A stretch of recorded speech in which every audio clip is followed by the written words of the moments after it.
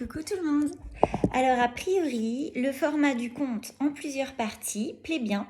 Donc je vais continuer l'histoire du diable était un ange. Deuxième partie. Intelligente, débrouillarde et resplendissante, elle n'eut aucun mal à trouver sa place à Paris. Elle y jeta son dévolu par envie. Cette ville lui ressemblait, sublime et laide à la fois, et par défi. Elle se sentait capable de tout conquérir.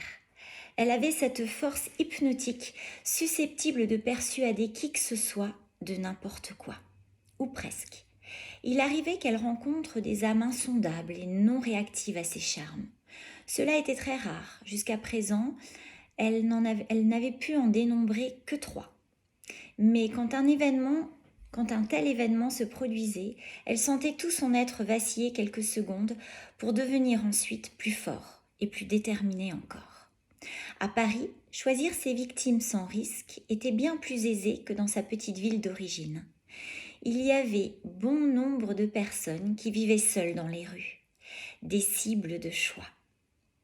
Et ce n'est pas sa stature fine et fragile qui l'empêchait de passer à l'acte. Elle avait toujours une nouvelle idée pour supprimer les gens qu'elle rencontrait. Le poison et les attaques par surprise étaient ses spécialités. Son rythme variait en fonction de ses états d'âme, de sa fatigue et de ses besoins, mais jamais elle ne passait un mois entier sans tuer. Jamais avant ce fameux mois d'octobre. Voilà, vous saurez bientôt la suite. En attendant, moi je vous souhaite une bonne journée et je vous dis à très vite.